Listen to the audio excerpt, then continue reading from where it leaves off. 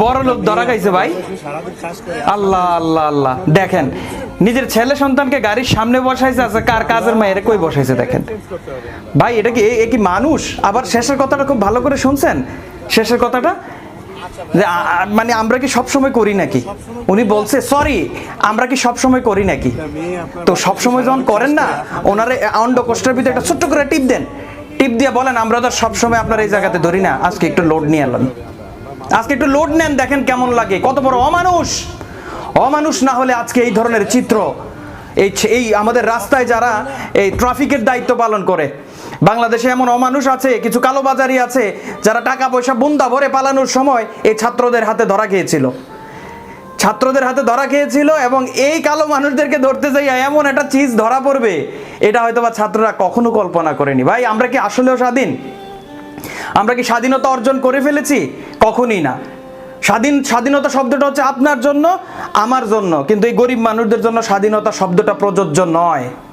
তার কারণ এরা যদি বড় লোক হইয়া যায়, আপনার কাপড় কে কাচবে? এরা যদি সমাজে গ্রহণযোগ্যতা পাইয়া যায়, আপনার ফোলাফান মানুষ করবে কে? এরা যদি একটু কি বলে মাথা তোরা দিয়ে ভালোভাবে চলাফেরা করে, তাইলে আপনার আমার জন্য খাবার রান্না করবে কে? তাদেরকে সারা জীবন স্বাধীনতা দেওয়া যাবে না, তাদেরকে মাথার নিচে রাখতে হবে, তাদেরকে পায়ের নিচে রাখতে হবে, তাদেরকে সব সময় লাথি উষ্টা দিতে হবে। না হয় আমি যে বড় লোক হয়েছি এটার প্রমাণ আমরা কিভাবে দিব? ভাই আপনারা যারা ভিডিওটা দেখছেন, যদি মনে করেন এই মানুষগুলো স্বাধীনতা পাওয়ার যোগ্য বা স্বাধীনতা পেতে হবে এই মানুষগুলোর, তাহলে ভিডিওটা শেয়ার করেন, ভিডিওটা শেয়ার করে ভাইরাল করে দেন, বাংলাদেশের প্রত্যেকটা বড় লোকের কানে পৌঁছাইয়া দেন যে আপনি যেমন মানুষ হয়ে পৃথিবীতে এসেছেন, এই মানুষটাও পৃথিবীতে এসেছে। আপনার চামড়া সাদা, এই মানুষগুলোর চামড়া হয়তো বা কালা। আপনার পকেটে টাকা আছে, এই মানুষটার পকেটে হয়তো বা টাকা নাই। আজকে আপনি রাজা, এই মানুষটা হয়তো বা আজকে প্রজা, এতটুকুই ডিফারেন্স। কালকে যে আপনি এই যে মানুষটার জায়গায় যাবেন, এটার কোনো গ্যারান্টি আছে? কোনো গ্যারান্টি আছে? কোনো গ্যারান্টি নাই।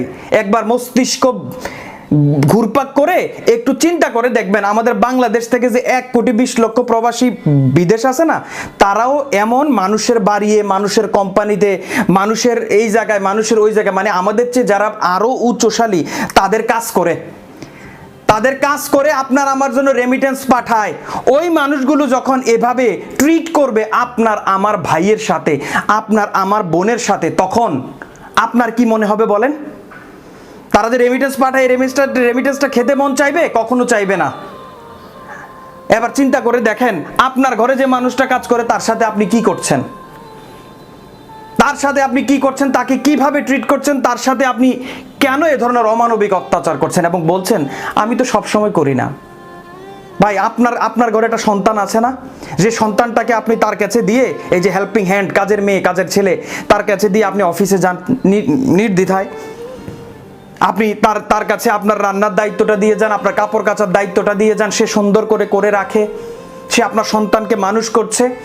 এখনকার জমানায় তো স্বামী স্ত্রী দুজনে চাকরি করে, আর ঘরে এই কাজের মেয়েটাই ছেলে সন্তানকে মানুষ করে। আর সেই কাজের ছেলে সন্তানটা যদি আপনার গাড়ির সিটে জায়গা না পায়, তাহলে এই কাজের মেয়েটা যদি গলা চিপে আপনার ছেলে মেয়েকে মেরে কোথাও চলেও যায়, তাহলে আমি মনে করবো এই মেয়েটার কোনো অপরাধ নেই। কারণ তার সাথে আপনি যে আচরণ করেছেন, সে আপনার সাথে একদিন এই ধরনের আচরণ করবে, এটা স্বাভাবিক ব্যাপার। আপনি তার সাথে যেমন আচরণ করবেন, আপনিও তার কাছ থেকে তেমন ফিডব্যাক পাবেন। আপনি তার কাছ থেকে যেমন আচরণ করবেন, সে আপনার জন্য সে ততটুকু দিবে। কিন্তু আপনি যখন এই কাজটা করলেন, আপনার ছেলে সন্তান আরামসে আপনার গাড়িতে সিটে বসে আছে, আর আপনি যে জায়গাটাতে লাগেজ রাখে, যে জায়গাটাতে আপনি বাচ্চাদের খেলনা টেলনা রাখছেন, ওই জায়গাটাতে মেয়েটাকে বসিয়ে রেখেছেন, যে জায়গাটাতে বসার কোনো সিট নেই। মানুষ বসার জায়গা ওইটা না। আজকে ছেলেরা যখন ট্রাফিকের দায়িত্ব পালন করছে, আপনার মতো নোংরা মানুষের চেহারা আজকে সমাজে দেখা দিয়েছে। আমি মনে করি সমাজে একজন দুইজন না, হাজার হাজার এমন মানুষ আছে যারা মানুষরূপী অমানুষ। এই অমানুষদেরকে আপনারা বের করে আনবেন।